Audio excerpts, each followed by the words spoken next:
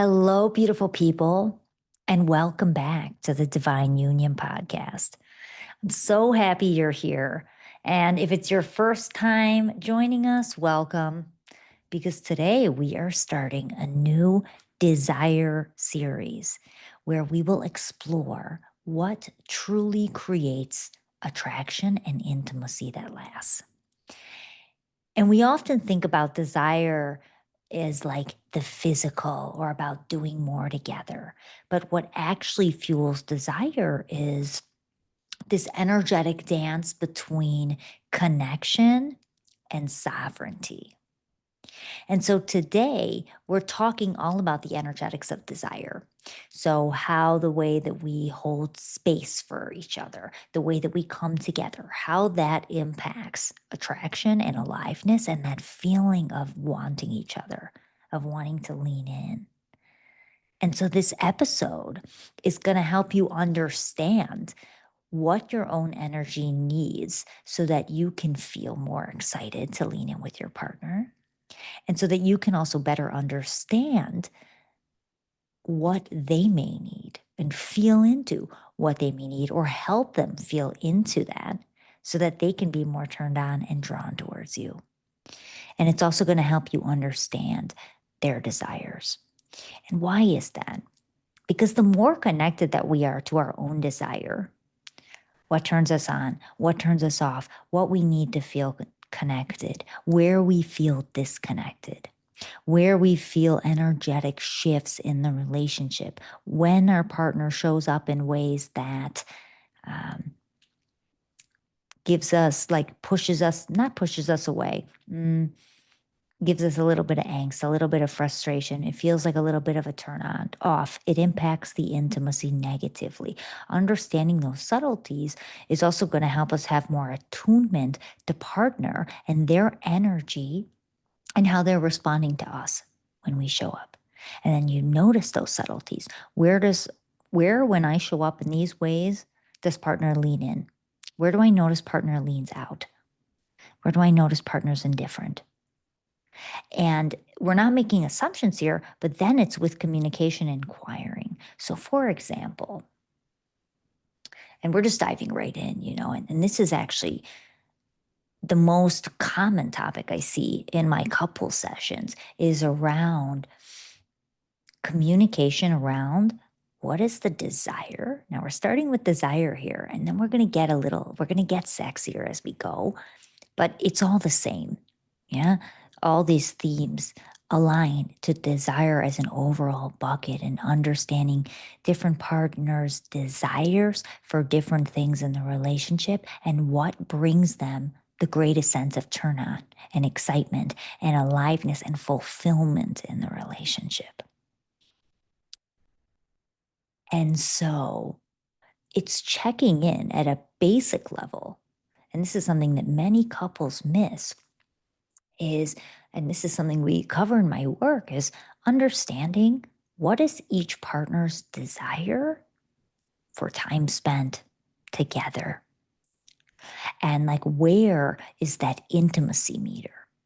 Because when that intimacy meter, depending who you are, if you skew more, let's say, independent oriented, where you value that freedom, you need a lot of alone time, you value your alone time, you want to miss your partner, you want to be able to have space away so you can come back and share, that really brings you source of excitement, of turn on. You're going to need something different than a partner who gets their excitement and that sense of turn on from connection, from having deep conversations, from looking in the eyes, from communicating, talking about your hopes and dreams and goals. Now, it doesn't mean you can't have both parts in you. We don't have to label people in a box, but it's understanding what's needed to fuel turn on. Now, someone who's independent oriented, for example, like I am that way, but I do love to have deep conversations. But what I mean by that is different people have different exit kinks in different ways.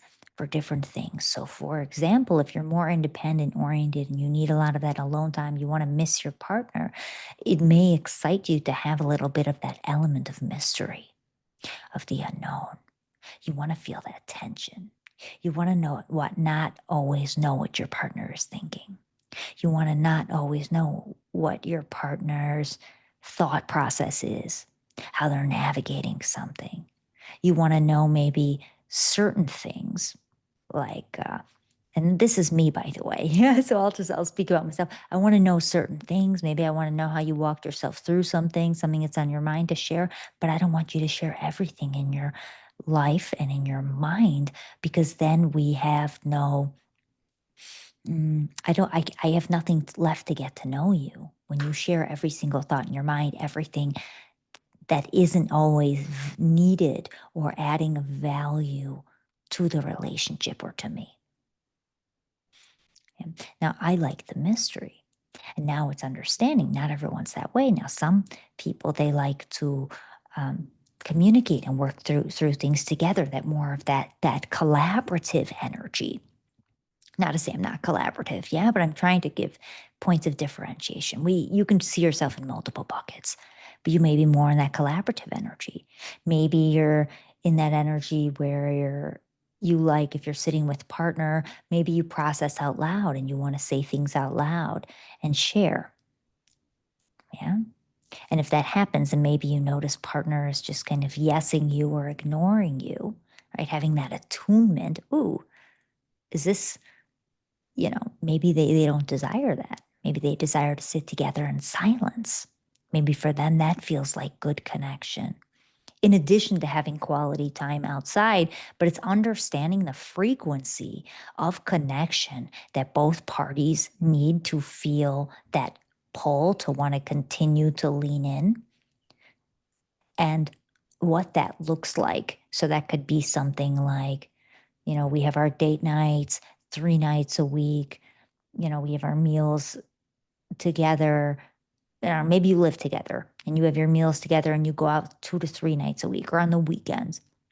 And then maybe on the weekends in the day, you want to spend time together, but partner B needs time together in silence.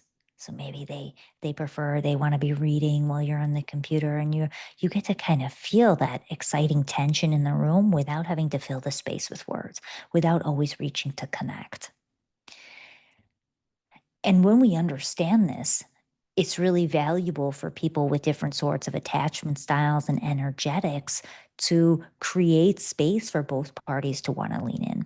Because if we don't have that balance, what happens is the partner who's more independent and freedom inclined, they're going to feel smothered, and it's going to impact their desire and their turn on.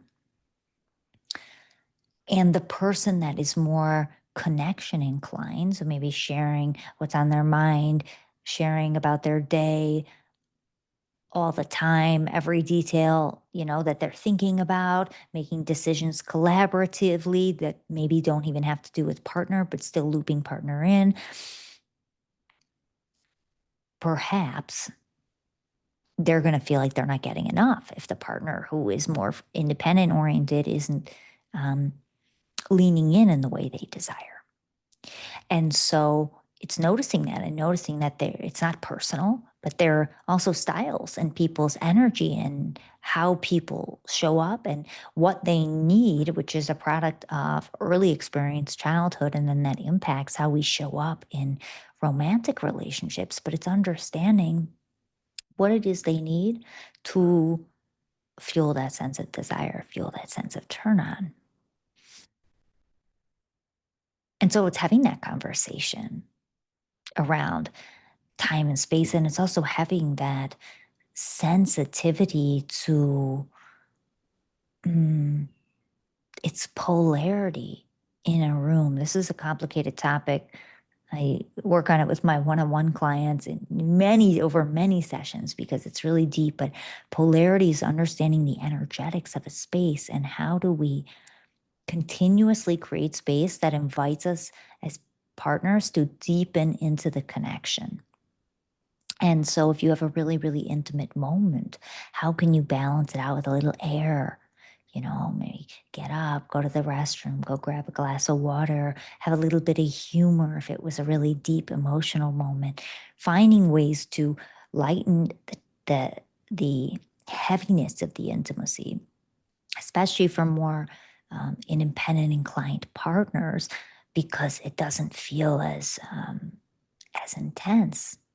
Yeah, and it doesn't take away the depth of the moment, but it's learning how to bring in a little bit of polarity, a little bit of, now we cut that heaviness with a little air.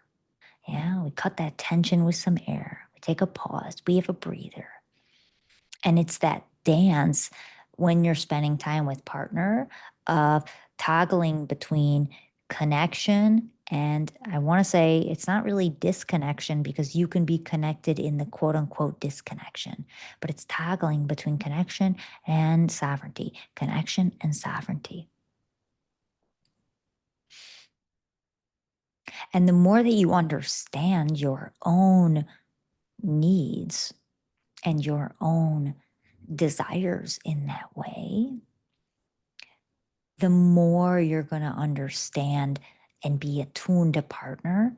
And then when partner's showing up in a way that maybe confuses you or frustrates you, you can bring that to the conversation. And you can check in. I noticed when I was speaking to you and you were sitting on the couch, it felt like you were a bit like disengaged, or you were really focused in your book, and I was really trying to connect. Like, what was going on there? Do you prefer when we're sitting together that we have some silence in between conversations, or that we have a set time where we're together in silence, and then a time where we can reconnect? And it's really having the curiosity to understand that and asking the questions, because the more comfortable you are with self, this is why knowing your desire helps you unpack partner's desires and have deeper intimacy. The more comfortable you are with your own, the more comfortable you're going to be asking your partner and trying to genuinely understand theirs. And they're never going to feel comfortable to be authentic if they're too worried that you expressing your desire, or you expressing them expressing, here we go.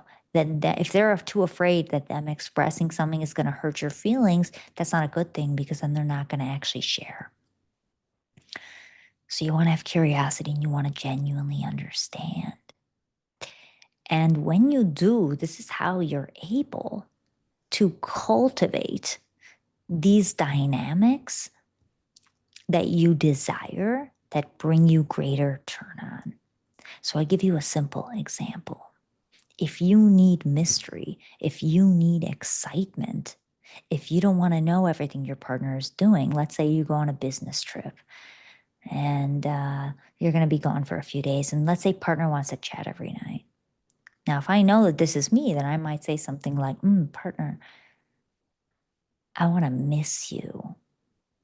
Let's play a little game. How about when I'm gone, we refrain from texting each other unless it's really, really urgent things that we each need, things that we need to share, because then it lets me miss you a little bit. And then I get to come home and I get to see you after 3 days. And it's so exciting to me. And I just can't wait but hug you and smooch you, right? So it's communicating. And this is saying, it's not saying I don't want to talk to you, babe. It's saying, hey, I need the mystery. I want to miss you. Let's refrain from texting each other, because this way, when I get home, what do they care about? I'm going to see you and I'm going to give you the biggest hug and the biggest smooch. Yeah. Or the best sex, whatever it is. And so it's boldly standing in that desire and voicing that in partnership.